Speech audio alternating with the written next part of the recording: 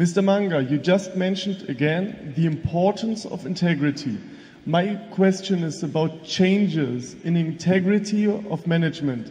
One of your 3 key questions is, does management love what they do, or does management love the money? So, how do you see the crisis having changed integrity of management? Well, I think what led to the crisis involved, to some extent, a lack of integrity in many in management. Fortunately, some of them are now gone. So integrity is very important. It's the safest way to make money also. There's an occasional perfect knave who succeeds pretty well with money, but that kind of success reminds me of what Pope Urban said about Cardinal Richelieu. He said, if there is a God, Cardinal Richelieu has much to answer for. But if there is no God, he's done rather well. And too many people want to be like Pope Urban's view of Cardinal Richelieu. And the integrity is important. It's terribly important. And of course, everybody mouths the integrity even when it's lacking. So it's difficult to be sure that professing integrity is the same as having it.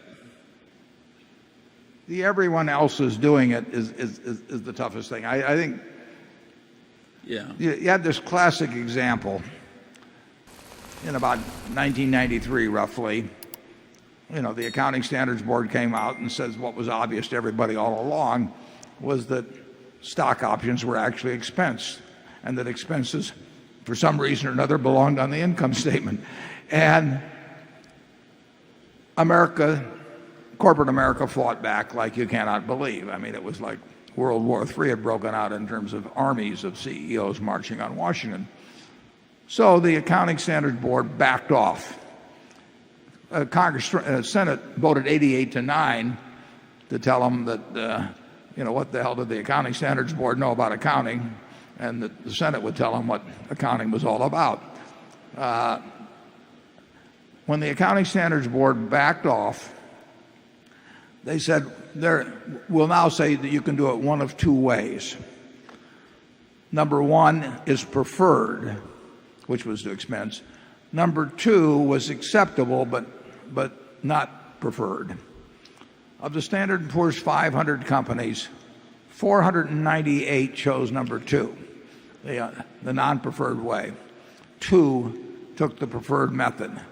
And I talked to a number of people in that 498 that I would trust to be a trustee of my will.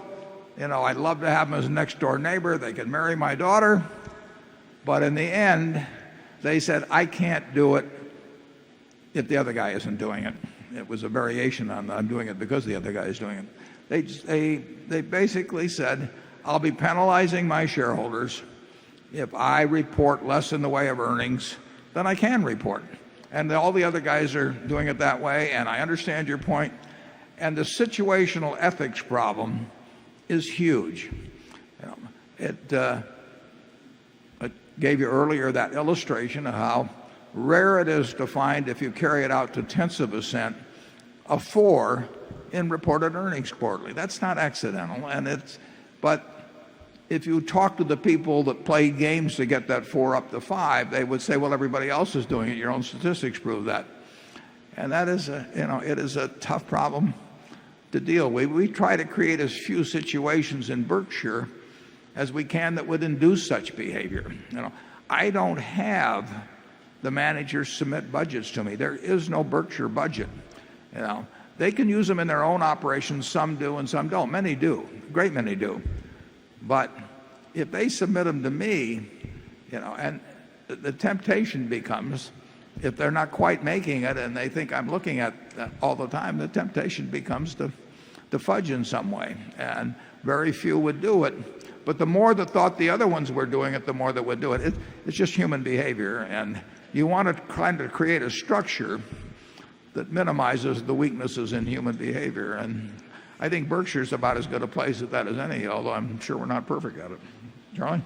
Yeah, what's really interesting on this issue is that so much of the bad behavior does not come from malevolence or overweening greed or anything like that. It comes from subconscious poor cognition that justifies a lot of behavior that's really not justifiable if it's better understood.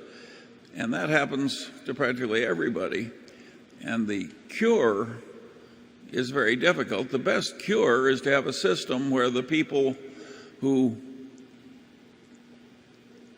are making the decisions bear the consequences.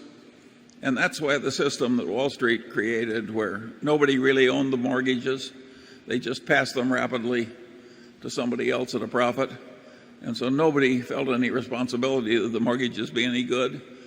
Systems like that at a basic level are irresponsible systems.